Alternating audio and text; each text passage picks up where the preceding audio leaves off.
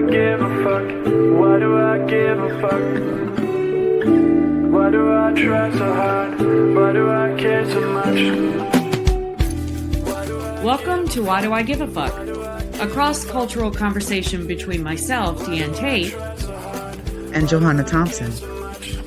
In these times of great struggle and possible shift, we ask ourselves, why do we give a fuck about any of it? How does the lens we see the world through impact what we see? And what do we do about it? So, how are you? Both of us are asking, how are we doing? I'm still excited about this new platform because we get to listen to the intro as we're coming. So it kind of gets me jazzed and gets me. I like it. The vibe of things. The way we were doing it before, I never got to hear the intro and the outro, so I'm excited about that. Little sidebar, a little behind the scenes. Hey, guess what? Today, this episode is episode 75. We are committed. If nothing else, we are committed. Wait. This way. 75. Mm-hmm. Yeah, I can't believe it. Can you believe it's been 75? Commitment is real. I know that we are having an expansion of the people that are listening to what we have to say in this conversation that we have amongst ourselves that we're sharing with the world. So it's really special. We're in holiday season now officially.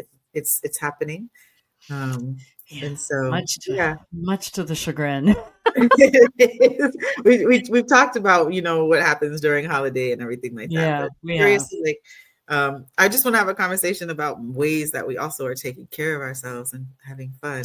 Yeah, you mentioned a guilty pleasure, and I want to know what that is. Tell me. My guilty pleasure is a little bit of also, playing in a kind of, how are we going to call it? Like pop culture things. Okay. And there is a network. I don't know if you're familiar with it, but there's a network called the Zeus Network. It is a young Black man named, I don't even know his name, Lemon. But he has created this thing called the Zeus Network. And there's a whole bunch of raunchy TV on Zeus Network. Just as like raunchy TV. There's this one episode, or not episode, but one series that I absolutely adore. And that's Jocelyn's Cabaret.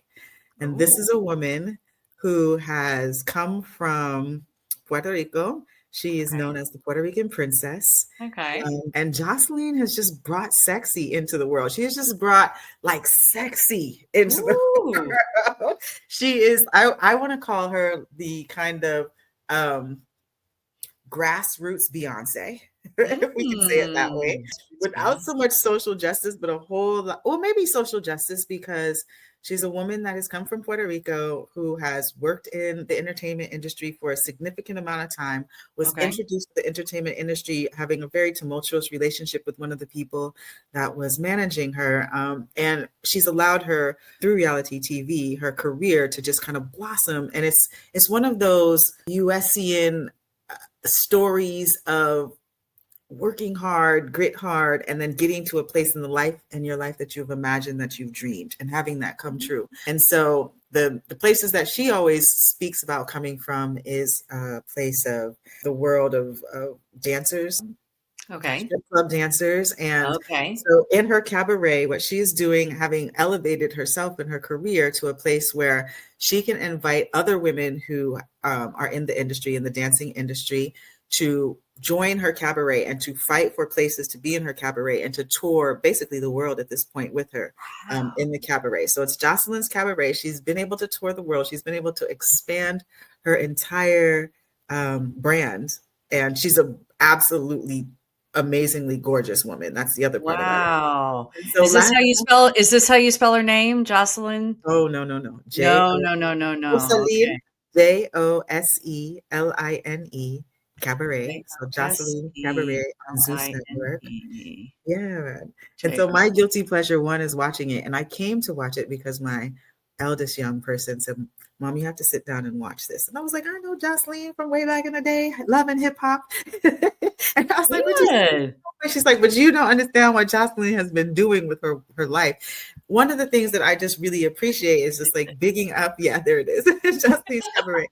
They're just bigging up like that strong work ethic, and also bigging up being able to redefine and kind of transform people's belief and understanding about people's lives, right? Because there could be a narrative in the world about women who are dancing in the strip clubs and all of that kind of stuff, and not knowing the backstories or not being considered worthy of having a chance to try to expand and excel themselves. Last night was the episode of her finale for Jocelyn's Cabaret California.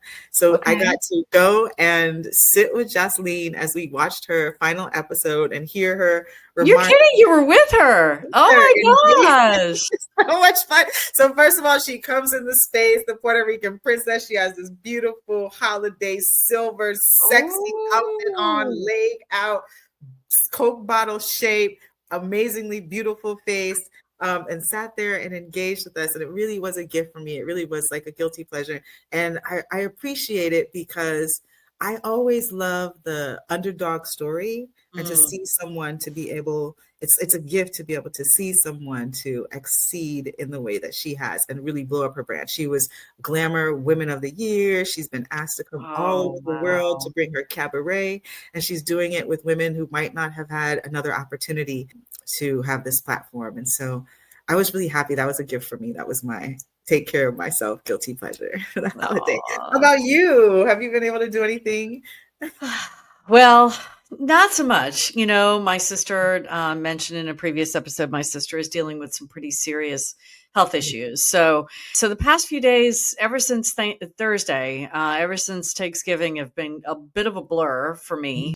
Just, you know, I'm pretty far away from where she is. She's down in North Carolina and I'm up in Connecticut. So, you know, waiting for those updates, right? Waiting for those text messages. What was the latest? She and her husband have been really good about audio recording when the doctors come in to talk to her, because we got into this habit when mom was dealing with all of her health issues, because it was way too much for the person who was in the room to be responsible for remembering all of the details and then passing it along to all the siblings and the people especially when you're having emotion, you know. Right. You just can't remember all that. So I have no idea if the doctors would be okay with it. Nobody asks, you know. So we just turn all that voice record and audio, because we know we're only using it for ourselves. And then once the recording is done, you text it out to, you know, on the thread of all the people that are trying to keep informed. And it just makes it so much easier for folks to listen to the doctors with their own ears. And then, you know, follow-up questions can happen. But so my sister and brother-in-law have been really good about doing that. And I got like 5. Yesterday was a really hard day for them. It was a really, really hard day. It started at 4:30 in the morning with the results of a CT scan that told her about a really significant blood clot in a really significant vein. And that was scary. And so all day yesterday, we didn't have a whole lot of updates. And then I got all of these audio recordings right before I went to bed. So I was up very early this morning at 5 a.m., couldn't sleep, and got up and started listening to the recordings. But then, so that's been occupying my mind a lot. And so guilty pleasures for me are right now, Brian and I are consuming The Expanse, which is a series, 6 seasons of a series on, I believe it's on Netflix. I get them all confused. And then we're also watching The Sandman, which is on Netflix. Did you watch that? No, when you said it, I was just like remembering stories. Yeah, it's all about the Sandman is the king of the dream world. And so it's a series. It's only 2 seasons. So we just started the 2nd season. So it's going to be done before you know it, but it's really deep and kind of out there. He and I are really into sci-fi and kind of otherworldly shows. And so this is very much that, but it's not aliens and, you know, and spaceships and things like that you typically would find with the otherworldly. It's more dreamland, you know, and anything can happen in dreamland, right? And so it's super, super deep. I highly recommend. I've just been devouring it because my brain, I'm very left brain, so I like things that make me think. I don't typically gravitate towards slapstick or stupid or silly. I mean, every once in a while, but it's got to be smart. It just really, it bothers me when it's not. So we had that. And then today I had I went to go because, I'm getting married on New Year's Eve, and you're going to be there. I'm so excited. Get to hug your neck for the second time in the world. So I had to go to the showroom to, first of all, let me just qualify this. First world problems. I know that. But I had to go to the showroom to kind of pick out all the linens and stuff that are going to go on the tables. And I have been struggling with a florist that I engaged to be the florist for the event. And it got to the point where I sent, I've been trying to give her grace. We still haven't gotten it locked in. We still haven't, I haven't given her a deposit, which I could definitely hear the irritation in her white woman voice on the other side of the phone.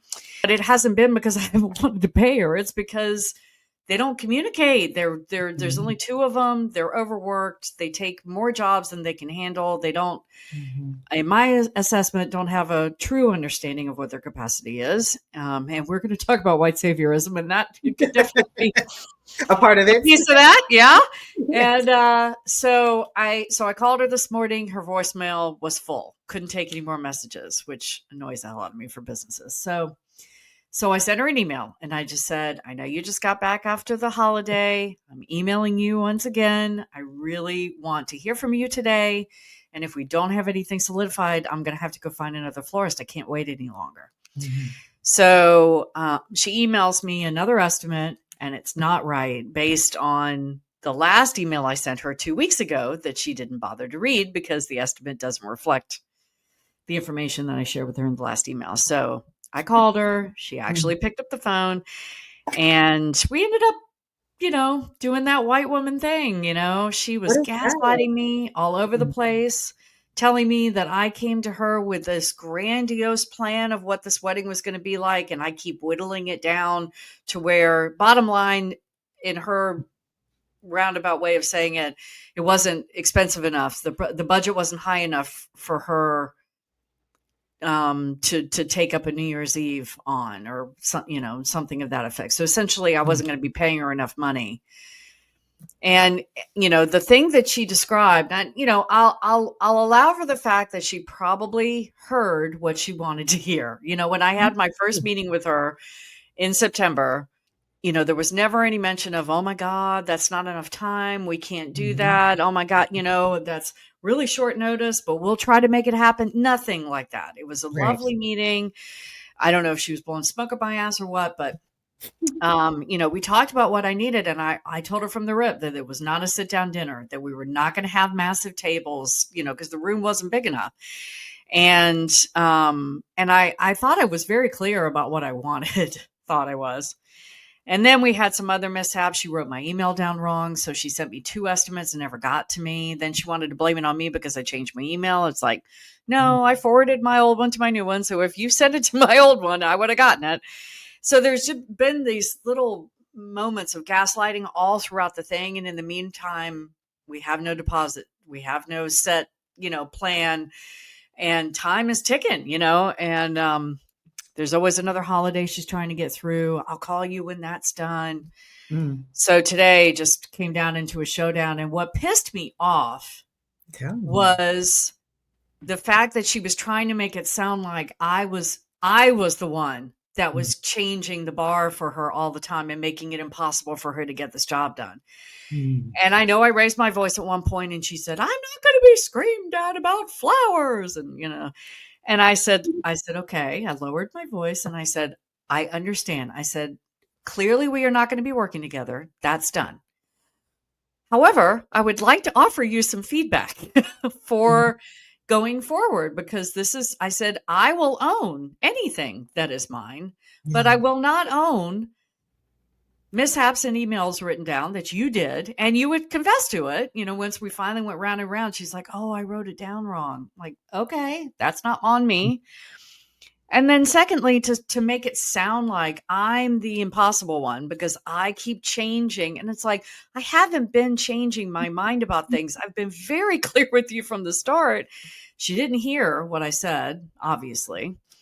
And, or made it out to be what it was, that it would, how it fit in her mind about what I was asking for.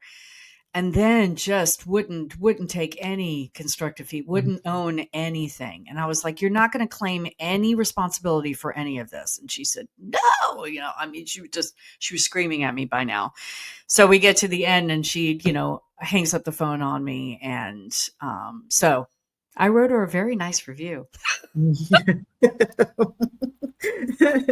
that was actually so professional and listened so clearly. Oh yeah, I have to say, because we're talking about white women and we're talking about white saviorism, I wrote the review, heart was pounding, and then I sat and I looked at it and I was like, am I being untoward? Am I, is this a wrong thing to do?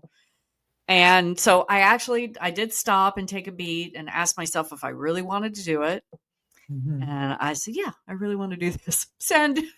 Yeah. So, because I want to let other people know. I was like, and I did it I was like, don't use them if you care about communication, if you care about, I mean, it was very short and sweet, but I'm like, y'all need to get better about knowing what your capacity is. You're only two women. You're only two humans. Women, doesn't matter if it's women or men, only two humans. And if you're going to be taking jobs that you can't do and still be able to communicate with the other people that you're supposed to be servicing going forward, then, here comes my smile. Welcome to my world. And then the thing is, yeah, that I know first world problems. And yes, I know all of that. I'm completely aware. And you're allowed to not allowed, but there is some agency that you get to hold and being able to be in communication with her, because at least she's acknowledging you as a colleague. Anything that you say actually can create some cause for caution or concern from other people in the community. But if it was me having that negotiation, it would have just been chopped up to, oh, hell yeah. Black woman didn't have enough money to pay for services that, she said that she wanted. And that type of, the narrative would have been a completely different storytelling. And so dealing with white saviorism or white womaning, or even just sitting in privilege of pretending your capacity is one thing that it's actually not. Yeah. No, I totally get that. And I knew this was probably coming. I mean, I've known for the past week, I was giving her grace because she kept saying, get me through. I got to get through the Thanksgiving. I got to get through the Thanksgiving. So I was holding off, but I knew this was probably coming. And like I said, I hear what you're saying about how, yes, she was screaming at me, and yes, voices were raised, and yes, she flamed out and hung up on me in a huff. And then the email that she sent me later on, because she had to do a follow-up, she had to get the last word, was all of her list of all the things that I did wrong leading up to the flame out that happened today. And so, I totally get what you're saying about how that experience would have been probably 300% worse had I not presented in the same hue that she presented in.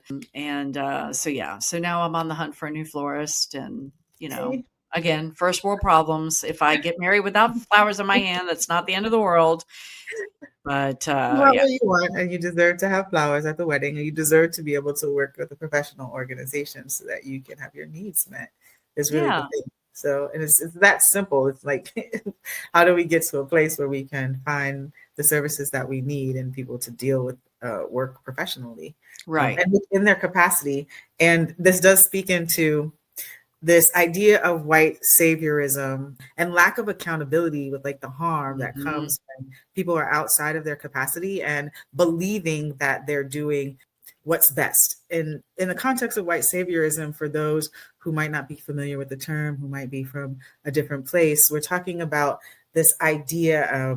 Google has given us a description that says when a white person believes that they are liberating or saving non-white people. And in this case, with your florist person, is just having opposition with another one of people from the community.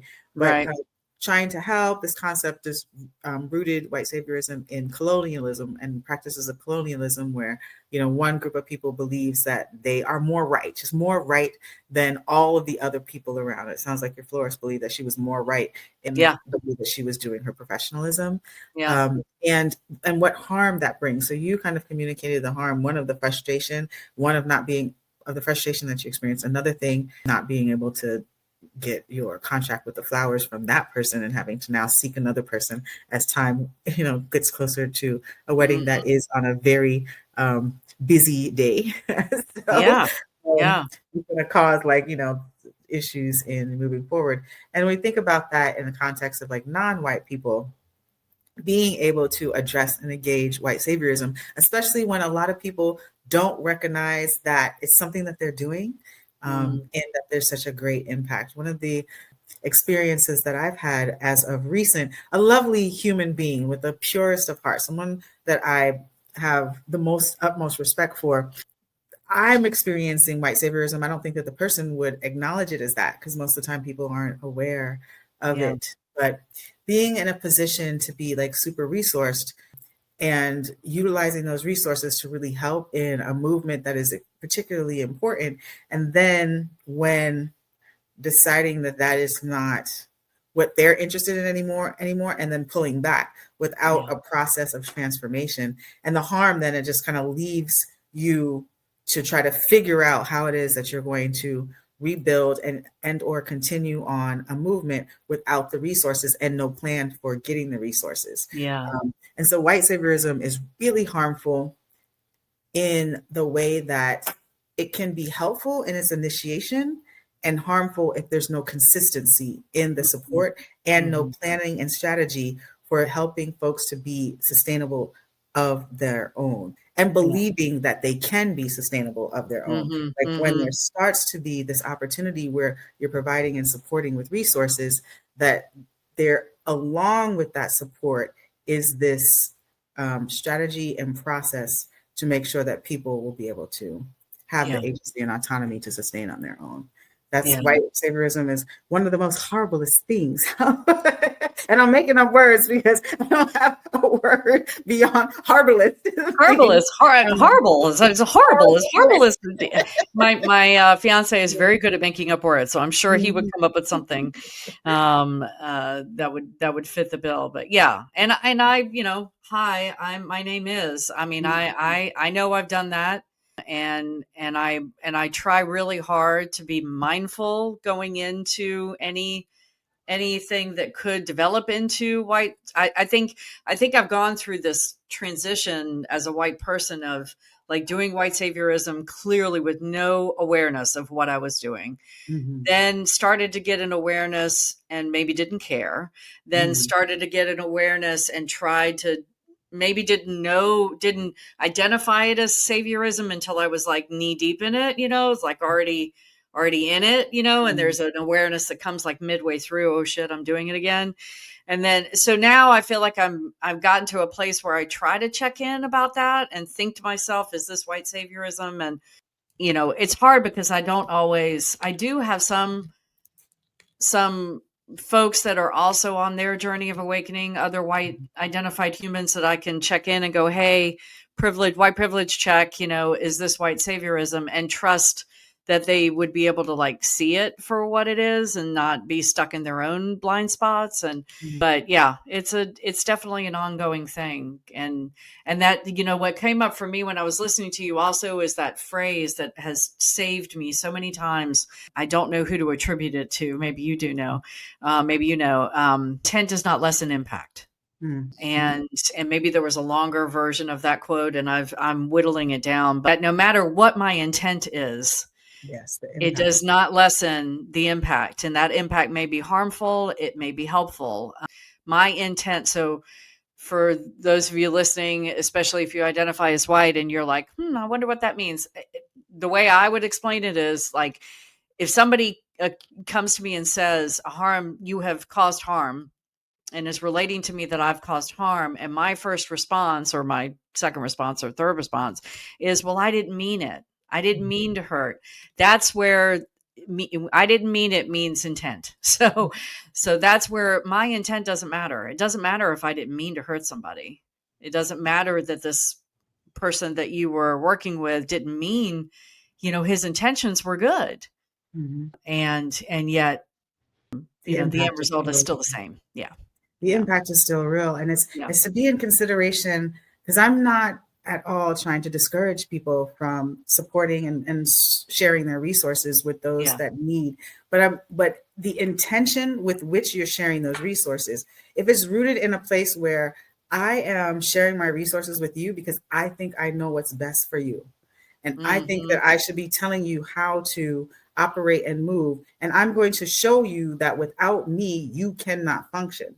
Like Yeah. those type of intentions of giving is how I more qualify white saviorism. I'm going to invite people to be thinking about what it is that you want to share and support with someone, that you really are validating the folks that are in need and understanding where their need comes from, and Right. validates that they understand the best ways to meet their needs. And you're just supporting and helping that and trusting that they know the best ways and processes to keep it going. And then when there is an opportunity to share resources, to be very clear about how long and how much of that resource you're going to be sharing. Because if you then can set up a plan with which you can most effectively use the resources, I think that is really critical. And that would kind of alleviate the harm and the impact of white saviorism. So there's a difference. I don't want people to be like, well, we're just not going to help anybody because I don't want to be accused of white saviorism. Right. Right. What we're No, saying that's not right the now, point. especially with Giving Tuesday. Just happening. If folks have supported folks and shared their resources, then really to trust where you share those resources, that those people are going to know how to effectively use those resources, and then have a conversation with the ways that they've used the resources. If there's something that you don't agree with, have some curiosity about it and offer some insight as to how to improve, because also the people who are in need might need some direction and support about how to expand and most effectively use the resources without telling people what and how to do when they know how to meet their needs. That's really, really important. I want to ask you a question. Do you feel like, I'm going to do this question kind of backwards. What was just going through my head was, if as a white person, I'm ready to give to somebody, and then I want to know how they're going to use the money, and I want to critique how they're going to organize it, and I want to do all of these things. You were just talking about coming with curiosity.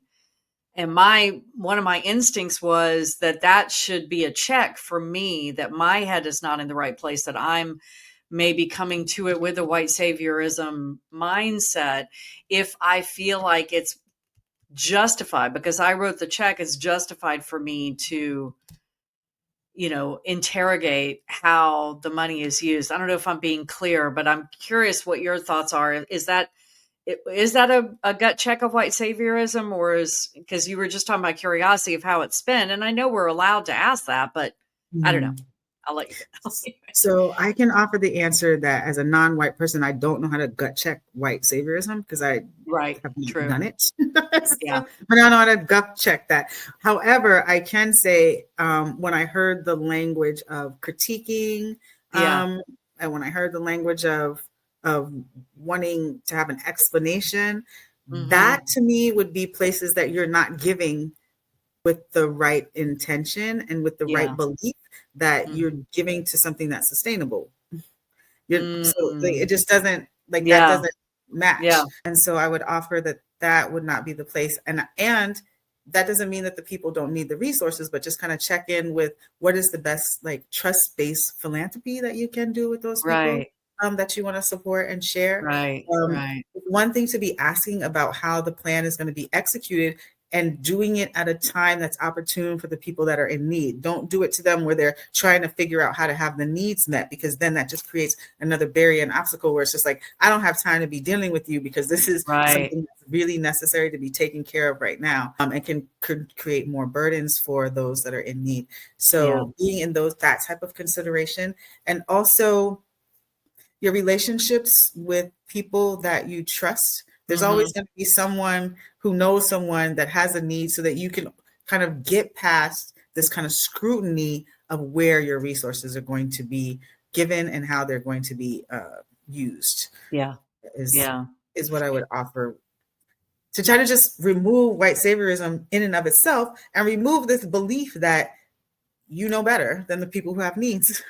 Right. Because you just don't. Just like I couldn't tell you how to gut check white saviorism because I don't know how to do that. Yeah, you're right. You're right. I guess I was asking because I was just curious to let any listeners know that might identify as white, you know, because it's helpful for me in my own journey to like identify these little nuggets. I understand. Things that you feel in your gut, you know, and how to, when I feel that, it's something that I need to spend some time investigating. And so, yeah, but I totally get how that's not a thing that you can check because I can't check it, but I can offer, I mean, just as a human being, if there's something that I'm thinking about doing and I'm weary of it in some way, I am going to reflect with myself, what is the weariness, right. and where is that rooted from? Like, where is that coming from? And Yeah. what's the validation for it? And if I find that it is something that is demonstrative enough that I don't want to participate, then I won't, and or I'll invite a conversation to have more clarity and understanding, because our own beliefs can be skewed in and of ourselves. And so it's important to, like, you know, dig a little deeper and develop relationships. It's really based on how you have relationships with people and thinking about how you want to support and trust them. And then also being able to, as a person that is providing resources, to take your own feedback in a healthy way, right? Yeah. So even with your conversation with the florist, if you can't communicate and have healthy exchanges of feedback on like what's needed to improve relationships amongst people, that's also going to not be a place where resources are actually going to effectively be used, just because it hasn't come from a place of like healthy relationships to move forward. Yeah. I mean, I thought about it afterwards, and I was thinking, you know, especially when it came to doing the review, am I just buying in? Because capitalism and dismantling capitalism is kind of big in my head right now. And so I was thinking about perfectionism, and was I expecting perfectionism? And, you know, these are the questions that I ask myself when I go through something like this, something like, you know, I know that some out there would go, "Ooh, why don't white crime?" You know, for flowers at a wedding, not a horrible thing, you know, not a horrible thing, but but you know, just thinking about how I come to that situation. I mean, I don't have any control over her. I don't have any control over I mean, they are a business. They're publicly, you know, displayed, and I've had a bad feeling in my gut for a minute now that this was not going to go, but I was trying to give a small local business, you know, I didn't need a lot of flowers. So I thought this will be perfect for a local business. And your intention was right. Yeah. I mean, it was. So, and now I may have harmed myself for not having any flowers on my wedding, but you will have flowers. I will. If I just go to the Stop and Shop and buy a little, you know, bouquet and hold that, I mean, you know, it's not the end of the world. So that's one of the benefits of getting married in an art gallery. The art is the flowers. So, so yeah, but. And being around people who like really support and love you and want you to be I'm happy. so excited to see you and have all of these different amazing humans that are in Brian and Mai's life come together in the same space and get to meet each other. And, you know, everybody's heard stories about each other. Everybody's excited to meet you. Everybody. They're all like, when I told them Jay was coming, they're like, woo-hoo! They don't care if I'm there. They just want to see you. We build the families that we want to have. So that's Yes. one of the beautiful things about this holiday. You're one of my cool friends. So they're very excited to meet you in person. Excited for that too. I am. So yeah. So, well, do you have any, I mean, I was looking at, cause I'm always looking for books, you know, with super important topics like this that I need to do a deeper dive in. And I did a little bit of a search and I came up with something, but it's kind of a very academic. We can talk about that in a second, but I was curious if you had any books or any things that come to mind for you. I just looked away so that you could use my beautiful eyes to be able to see. And I say that because they're just getting more mature and can't see anything. But my mother sent me a book called "Do the Work." Oh. Anti-racist activity book. And it has like all these wonderful activities that whoever you are, non-white, non-white, however you identify, work that allows you to be reflective on where you're coming from with some of the root narratives that you hold that would have your engagement be a little bit more difficult with other people. So I would offer that as a really great book for people Okay, to I'm pulling up the picture of it right now so that we can put it on the screen and share it with folks. I had not heard about this one, so I'm excited about this. Yeah, it has wonderful activities, and it's always fun to bring in the element of like youthfulness and play. Some of the things that we did to help us to generate. So it's a workbook, so it's got activities in it. Yes, it is. Okay, I'm bringing up the image right now. There it is, an anti-racist. That's the one, right? That is it. That is. Oh, W. Kamau Bell. I love him. Yeah, it's a great book. I learned so much from him on his show, The United Shades of America. I've learned so much from him. So W. Kamau Bell and Kate Schatz are the authors. So, so do the work. Do the work of like trying to make sure that you do not participate in white saviorism. Talk to the folks that you know who done a little bit better in being able to support and resource folks. Yep. And see what it is. All right. So I just put the QR code up for those of you who are watching. There's a QR code up in the upper left corner. So crafty in the production. I know. So you can scan that QR code and go straight to.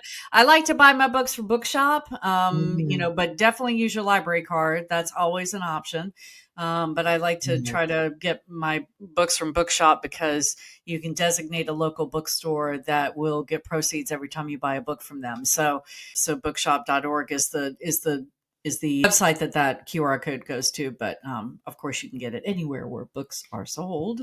And what was the book that you were going to share? You were going to share something.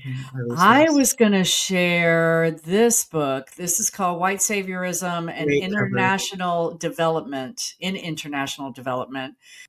And I'll put the QR code up for that. And full disclosure, I've not read it. But when I was doing my searches and looking at the synopsis of it, this sounds like this is a more academic approach. And it also is talking about how it impacts international development. So I think it focuses on how white saviorism, from the synopsis that I read, it focuses on how white saviorism impacts the countries of the global south, which would be countries that typically are not predominantly white. I'm trying to get away from saying Middle East because I'm finding out that that's a colonial term.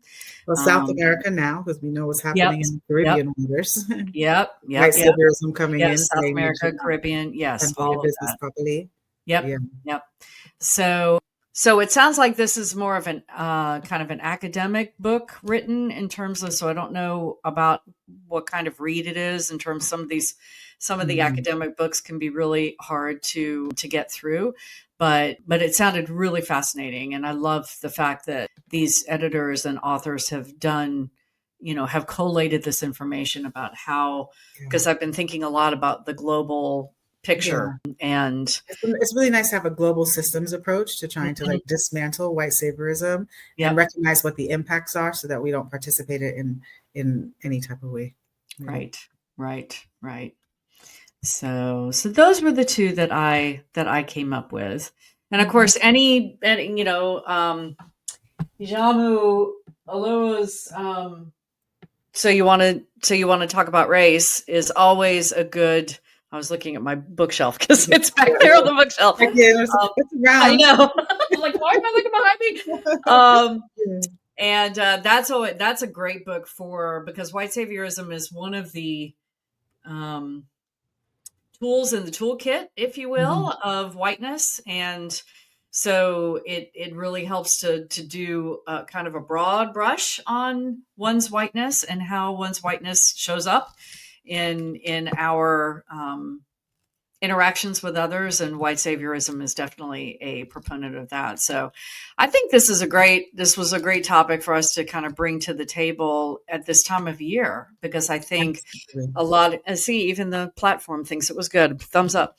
Because, this is the time of year where I think our white saviorism gene can really run amok.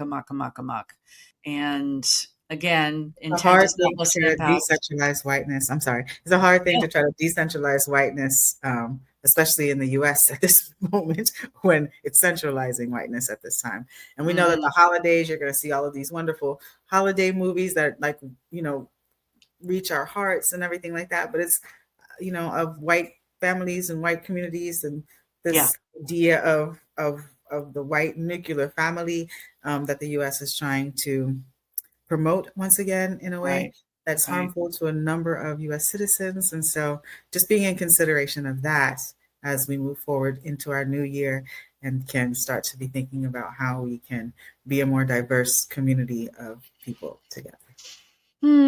Well, once again, fantastic conversation with you, and we will see you next time. All right. Thanks for joining us. Until next time, as you move throughout your day, continue to ask yourself, Why Do I Give a Fuck is produced in collaboration with Johanna and Diane. Music by Norwegian musician Water. See you next time.